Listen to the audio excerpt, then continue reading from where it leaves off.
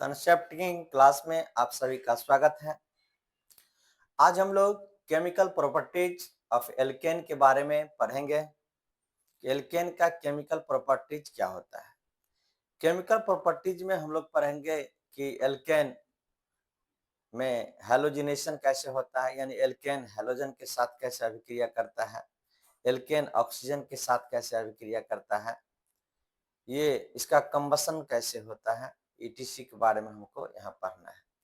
तो सबसे पहले हम लोग केमिकल प्रॉपर्टीज ऑफ एल्केन में ऑक्सीडेशन पढ़ेंगे।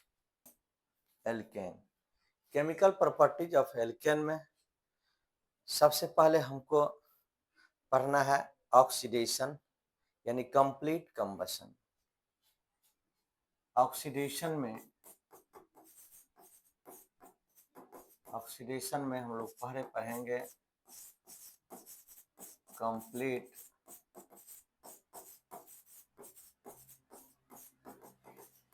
कंबशन, यानी कि पूर्ण रूप से इसका दहन कैसे होता है, कंप्लीट कंबशन कैसे होगा, कैसे इसका दहन है। जब एल्केन को एयर के उपस्थिति में कंप्लीटली ऑक्सीडाइज किया जाता है तो कार्बन डाइऑक्साइड और वाटर निकलता है और लार्ज अमाउंट में एनर्जी रिलीज होगा। जैसे देखिए ये CH4 एल्केन है, इसका ऑक्सीजन के उपस्थिति में दहन कराएंगे तो ये CO2 और H2O देगा। जितना कार्बन रहता है उतना जो है CO2 निकलता है, और जिसका हाइड्रोजन यहाँ 4 है तो यहाँ पर 2 जो है क्या होगा, H2O निकलेगा। फिर भी ऑक्सीजन यहाँ बैलेंस नहीं है, क्योंकि 2 ऑक्सीजन यहाँ पर और 2 ऑक्सीजन इधर है, तो टोटल मिला के हुआ 4। तो यहाँ पर 2 से क्या करेंगे, मल्टीप्लाई कर देंगे, और यहाँ एनर्जी जो निकलेगा बहुत लार्ज अमाउंट में, यानी कि 890 किलो जूल पर मोल निकलता है एनर्जी, यानी कि 890 किलो जूल पर मोल ऐसे एनर्जी क्या होगा, निकलता है। तो ये क्या कहलाएगा, ये एक्सोथर्मिक रिएक्शन होगा, यानी एल्केन का जब हम लोग कंप्लीट कंबशन कराएंगे, कंप्लीट कंबशन कराने पर हमको इतना एनर्जी रिलीज होगा। ये ध्यान रखना है। याद कैसे करेंगे, तो जितना कार्बन रहेगा उतना CO2 निकलेगा। कार्बन यहाँ 1 है तो 1 यहाँ CO2, कुछ नहीं है तो 1 है। यहाँ हाइड्रोजन कितना है, 4, जितना हाइड्रोजन रहेगा उसका आधा, तो 2H2O यहाँ से निकलेगा। और एनर्जी कितना रिलीज होता है, 890 किलो जूल एनर्जी रिलीज होता है। जैसे देखिए ब्यूटेन है तो C4H10, इसको ऑक्सीजन देंगे, बिना ऑक्सीजन का दहन संभव नहीं होता है, ऑक्सीजन देंगे तब जाके दहन होगा। तो यहाँ पर कितना, यहाँ भी निकलेगा CO2 और H2O, और यहाँ एनर्जी निकलेगा। ध्यान सुनिए, जितना कार्बन है उतना CO2, तो यहाँ पर कार्बन 4 है, यहाँ 4 CO2 निकलेगा। हाइड्रोजन यहाँ कितना है, 10, यहाँ पर क्या होगा, उसका आधा, तो यहाँ पर 5 H2O निकलेगा। और एनर्जी कितना निकलेगा इसमें, एनर्जी का डाटा याद रखना पड़ेगा क्योंकि ये एक्सपेरिमेंटल है। तो 2875.84 2875.84 किलो जूल पर मोल,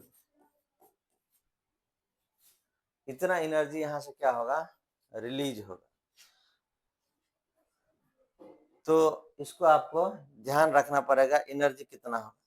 अब देखिए ध्यान से, सब जो है यहाँ से यही ध्यान रखना है कि जितना कार्बन है उतना CO2 और जितना हाइड्रोजन, यहाँ देखिएगा ध्यान से, यहाँ 5 और यहाँ पर 5 और ये 8, कितना होगा, 13। तो यहाँ पर बैलेंस करने के लिए यहाँ पर 13/2 करना पड़ेगा, तब जाके इक्वेशन क्या होगा, बैलेंस हो जाए।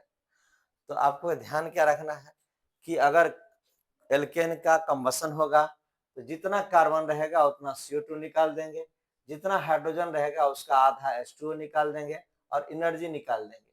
यहाँ 4 कार्बन है तो 4 CO2, 10 हाइड्रोजन है तो 5 H2O, है ना। इसके बाद इक्वेशन को क्या करना है, बैलेंस कर देना है। वैसे हम देखते हैं कि इसका जनरल क्या होगा।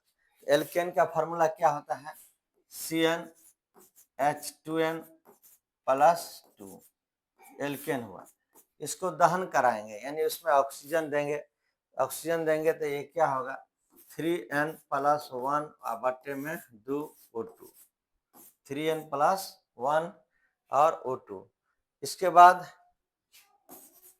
NCO2 और n प्लस 1 ये H2O देगा।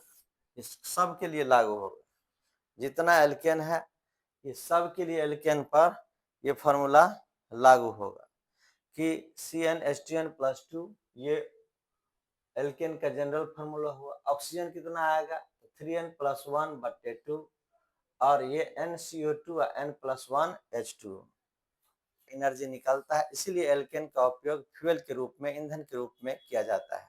इस चीज को आप ध्यान रखें। जब इसका इनकम्प्लीट कंबशन होगा, है ना, तो कार्बन मोनोऑक्साइड या कार्बन ब्लैक बन के आएगा। यानी कि जब ऑक्सीजन की मात्रा कम दिया जाएगा, जैसे आप देखेगा कि गाड़ी स्टार्ट है, उसका मोमेंट नहीं हो रहा है यानी अस्थिर है, तो गाड़ी अगर स्टार्ट है और वो स्थिर है तब भी ईंधन जलता है। ईंधन उस समय में जलेगा उसमें इनकम्प्लीट कंबशन होता है और वहां से कार्बन मोनोऑक्साइड और कार्बन ब्लैक निकलता है। तो if O2 is less available, then combustion will be incomplete and then carbon monoxide और carbon will be formed in place of CO2। यानी CO2 के जगह पर हमको कार्बन मोनोऑक्साइड और कार्बन ब्लैक मिलेगा। इनकम्प्लीट कंबशन में insufficient amount of air and dioxygen, carbon black is formed, which is used in manufacture of ink, printed ink and black pigment as filter, है ना। यानी कि ब्लैक पिगमेंट फिल्टर वगैरह में बनाया रहता है, फिल्टर करने के लिए उसका उपयोग करता है। आपको प्रिंटर का इंक वगैरह बनाने के लिए किया जाता है। जो भी इंक बनाते हैं उसमें इनकम्प्लीट कंबशन किया जाएगा तो क्या मिलेगा, कार्बन मोनोऑक्साइड और कार्बन ब्लैक।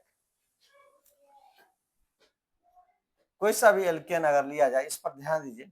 जैसे यहाँ पर हम लिए C10, यहाँ पर 2 गुने 10 प्लस 2, यहाँ पर 3 गुने 10 प्लस 1 बट्टे 2 और क्या है O2।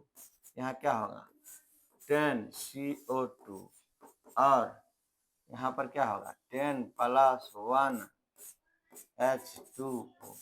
देखिएगा फार्मूला में यहाँ क्या हो जाएगा C10 और 10 और 2 H पर कितना आएगा 22, यहाँ 22, फिर क्या होगा 30 और 1 31 बट्टा 2 O2, फिर क्या होगा 10 CO2 और यहाँ पर क्या होगा 11 H2O।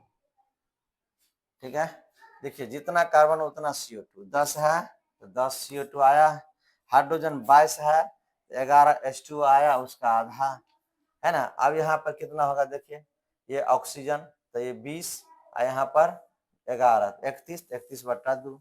तो फार्मूला पर सेट कर दिए। तो एक को दिमाग में आना, फार्मूला अगर नहीं याद रहे, एक ही बात याद रखना है कि जितना कार्बन रहेगा उतना CO2 और जितना हाइड्रोजन रहेगा उसका आधा H2O निकाल देना है, इससे ज्यादा कुछ नहीं। यानी एल्केन का जब इनकम्प्लीट कंबशन होगा तब हमको कार्बन मोनोऑक्साइड या कार्बन ब्लैक प्राप्त होगा। इनकम्प्लीट कंबशन जो होता है तो हमको क्या प्राप्त होता है, कार्बन मोनोऑक्साइड और कार्बन ब्लैक। देखिएगा ध्यान से, जैसे CH4 है और 3/2 O2, यानी जितना ऑक्सीजन इसको मिलना चाहिए उतना ऑक्सीजन नहीं मिला तो हमको कार्बन मोनोऑक्साइड और 2H2O प्राप्त होगा इस तरह से। लेकिन जब ऑक्सीजन की मात्रा हम यहाँ पर घटा देंगे, CH4 है और यहाँ O2, तब जाके हमको कार्बन यानी कार्बन ब्लैक प्राप्त होगा और H2O। तो इंडस्ट्री में जो इंक वगैरह बनाया जाता है तो यही क्या करेगा, एल्केन को जलाएगा और इनकम्प्लीट कंबशन देगा, यानी ऑक्सीजन की मात्रा उसमें क्या रहेगी, कम रहेगी, तब जाकर के हमको कार्बन ब्लैक और H2O मिलता है। तो ये काफी इंपॉर्टेंट रिएक्शन है ना। इनकम्प्लीट कंबशन से क्या मिलता है, इसको आपको ध्यान रखना है। तो हम लोग कंट्रोल ऑक्सीडेशन के बारे में पढ़ेंगे।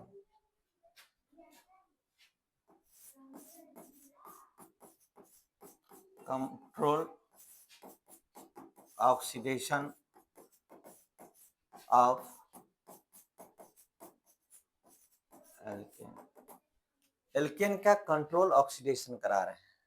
Alkene on heating in with a regular supply of the oxygen or air at high pressure in presence of suitable catalyst gives a variety of oxidation product। जैसे एल्केन को अगर कॉपर के साथ high temperature और pressure पर heat कर देते हैं तो हमको अल्कोहल प्राप्त होता है। एल्केन को अगर मोलिब्डेनम ऑक्साइड के साथ हाई टेम्परेचर और प्रेशर पर हीट कर देते हैं तो हमको एल्डिहाइड प्राप्त होता है ना। इसके बाद अगर एल्केन को हम मैग्नीज और एसिटिक एसिड के प्रेजेंस में अगर हीट कर देते हैं तब जाकर के हमको एसिटिक अम्ल प्राप्त हो जाता है। तो हाई टेम्परेचर और प्रेशर पर ये catalytic oxidation of alkene at high temperature and pressure. High temperature और प्रेशर पर जब एल्केन का कैटालिटिक ऑक्सीडेशन कराया जाता है तब, यानी टेम्परेचर 250 डिग्री सी और प्रेशर टेम्परेचर कितना रहना चाहिए, तो टेम्परेचर रहना चाहिए 250 डिग्री सी और प्रेशर रहना चाहिए 100 atm। 100 वायुमंडलीय दाब के बराबर रहना चाहिए, तब जाके ये रिएक्शन संभव होगा। जैसे CH4 है ना, इसका कैटालिटिक ऑक्सीडेशन कराएंगे तो यहाँ पर हम ऑक्सीजन देंगे O2 और यहाँ पर हम कॉपर और 523 केल्विन और 100 atm ये दिया जाता है टेम्परेचर और प्रेशर, तब जाके हमको अल्कोहल प्राप्त होता है। तब जाके हमको क्या प्राप्त होगा, अल्कोहल। यानी कि आपको ध्यान रखना पड़ेगा कि जब मीथेन को ऑक्सीजन के उपस्थिति में कॉपर के कैटालिस्ट के उपस्थिति में है ना रिएक्शन कराया जाता है 523 केल्विन पर या 100 वायुमंडलीय दाब पर, तब जाके हमको मिथेनॉल प्राप्त होता है। ये जो कंपाउंड है ये क्या है, मिथेनॉल, यानी कि मिथाइल अल्कोहल प्राप्त होता है। किसके उपस्थिति में, कॉपर के उपस्थिति में। जब मीथेन को गर्म किया जाता है मोलिब्डेनम के ऑक्साइड, मोलिब्डेनम के ऑक्साइड के साथ, तो एल्डिहाइड प्राप्त होता है, मिथेनॉल, C+O यहाँ H। इसको क्या बोलते हैं, मिथेनॉल और वाटर, यहाँ पर क्या होगा H2O। तो ये मीथेनॉल, मीथेन में से ई को हटाइए एल को जोड़िए, मिथेनॉल प्राप्त होगा। किसके साथ, मोलिब्डेनम के साथ। मोलिब्डेनम के ऑक्साइड के साथ अगर गर्म करते हैं हाई टेम्परेचर प्रेशर पर, तब जाकर के क्या करेगा, हमको एल्डिहाइड देगा HTP, हाई टेम्परेचर और प्रेशर। यही 523 केल्विन 100 atm प्रेशर लेंगे तब जाके। देखिएगा ध्यान से, ये CH3 C double bond O, यहाँ पर है Mn, यहाँ O, C double bond O, CH3, ये एनहाइड्राइड है। ये क्या है? एनहाइड्राइड। इसी तरह से रहता है। मैग्नीज एनहाइड्राइड हुआ, है ना, यानी मैग्नीज जो है, मैग्नीज Mn है, इसमें एनहाइड्राइड ग्रुप लगा हुआ है ना, इथेनोइक एनहाइड्राइड। तो मैग्नीज इथेनोइक एनहाइड्राइड कहलाएगा, क्योंकि दोनों साइड में क्या है? इथेनोइक अम्ल है। तो मैग्नीज इथेनोइक एनहाइड्राइड के साथ जब एल्केन को गर्म किया जाता है, तब जाके हमको ये एसिड प्राप्त होता है, कार्बोजेलिक एसिड। जैसे यहाँ पर हम लिखे R, यहाँ CH3, और ये CH3CO और होल 2 यहाँ पर, और यहाँ लिखा है Mn, है ना। तो ये तो एल्केन है। इस एल्केन को अगर हम इसके साथ गर्म करते हैं ऑक्सीजन के साथ, तो हमको यहाँ ऑक्सीजन भी दे दीजिए O2, तब जाके हमको एसिड प्राप्त होगा, यानी CH3 C double bond O OH, acid प्राप्त होगा और जल H2O प्राप्त होता है। तो ये ध्यान रखना है कि मैग्नीज इथेनोइक एनहाइड्राइड के साथ जब एल्केन को गर्म किया जाता है, तब जाके, तो इसकी जगह पर यहाँ पर अगर, यहाँ देखिए ध्यान से, यहाँ पर अगर हम CH3 दे देते, यहाँ CH3, है ना, तो ये एल्केन हुआ इथेन। तो इस तरह से हमको प्राप्त हो जाएगा। एक और एग्जांपल ले लेते हैं तो ज्यादा समझ में आ जाएगा। यहाँ देखिए CH3 CH2, यहाँ CH3, यहाँ क्या होगा?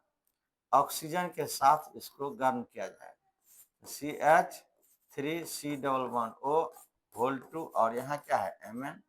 हाई टेम्परेचर और प्रेशर पर तो प्रोपेनोइक एसिड प्राप्त हो जाएगा, CH3 CH2 C double bond O OH और H2O प्राप्त हो, प्रोपेनोइक एसिड प्राप्त हो गया।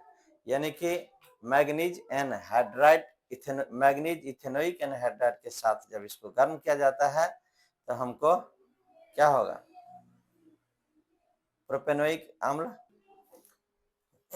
एक और रिएक्शन पर यह, यानी एल्केन का ऑक्सीडेशन नहीं होता है, लेकिन वैसा एल्केन जिसमें 3 डिग्री हाइड्रोजन हो, उस एल्केन का ऑक्सीडेशन हो जाएगा। जैसे देखिए CH3 CH3 यहाँ पर H है, तो यहाँ 3 डिग्री हाइड्रोजन है, इसका ऑक्सीडेशन कराएंगे KMnO4 के पोटेशियम परमैंगनेट के साथ। इसका ऑक्सीडेशन अगर कराया जाएगा, तो पोटेशियम परमैंगनेट के साथ अगर ऑक्सीडेशन हम कराते हैं, तो हमको एसिड प्राप्त हो जाएगा। क्या प्राप्त होगा? एसिड, सॉरी एसिड नहीं, मुझे अल्कोहल प्राप्त होगा। यानी कि ऑर्डिनरी जो एल्केन है, ऑर्डिनरी एल्केन का ऑक्सीडेशन संभव नहीं होता है। अगर उसका ऑक्सीडेशन कराना रहता है, तो उसमें 3 डिग्री हाइड्रोजन होना चाहिए, और 3 डिग्री हाइड्रोजन होने के चलते वो ज्यादा रिएक्टिव हो जाता है, और तब उसका ऑक्सीडेशन पोटेशियम परमैंगनेट यानी KMnO4 की उपस्थिति में कराते हैं, तो हमको अल्डिहाइड, ये अल्कोहल प्राप्त होता है। जैसे अल्कोहल कैसा प्राप्त होगा? तो CH3, यहाँ CH3, यहाँ CH3, और यहाँ क्या होगा? ये अल्कोहल प्राप्त हो गया। तो दो चीज हम लोग देख लिए। एक क्या देखे? कंट्रोल ऑक्सीडेशन अगर कराया जाएगा तब क्या होगा, है ना, और इसका कंबसन कराया जाएगा तब क्या होगा। तो 2 टॉपिक आज हम लोग पढ़ लिए। आगे हम लोग फिर पुनः अगला टॉपिक पढ़ेंगे। बहुत सारा टॉपिक अभी इसमें पढ़ना है, हेलोजिनेशन वगैरह, नाइट्रेशन वगैरह पढ़ना है। तो आज का क्लास हम यहीं पर एंड कर रहे हैं। जय हिंद, जय भारत।